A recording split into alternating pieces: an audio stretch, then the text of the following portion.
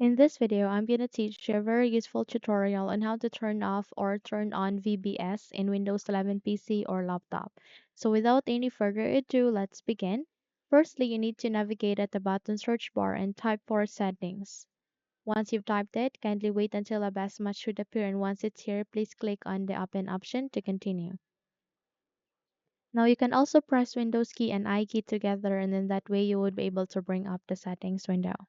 So from here, please navigate to the left pane where you can see privacy and security being placed at the second to the last option, and go with Windows security under the security tab.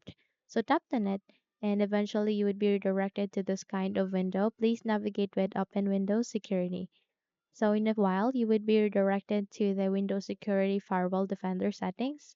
Okay, which is this one. All you need to do is you need to wait until everything are set here. And once everything are ready, please navigate with Device Security. And there you can see Core Isolation. So click on Core Isolation Details. And if you would like to turn off the VBS, all you need to do is you navigate to the Memory Integrity, turn it off. And if your user account control would ask you to say yes, proceed with yes. And once done, restart your P. Okay?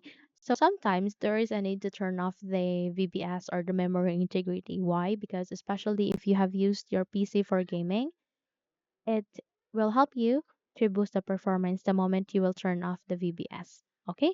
So once you have turned it off, restart the PC to make any changes. And once done, you can now enjoy the game or playing game that you would like to play with. Okay, but on the contrary, if you would like to turn on the VBS for a security or for a safe computer to prevent any malware attacks, all you need to do is you need to navigate the same step, and then you need to turn on the memory integrity or the VBS. Okay, and in that way you would be able to keep your device, okay, not vulnerable, or it will keep your device safe from any any attacks or malware attacks or viruses that might enter in your PC, or that might take a negative effect on your PC or laptop. So that's it. Once you're good to go, once you're good, you're good to go. So if you think this video helped you a lot, then please don't forget to subscribe, hit the like button as well as the bell icon to be updated for more tutorials like this. Thank you for watching this video and have a good day, everyone.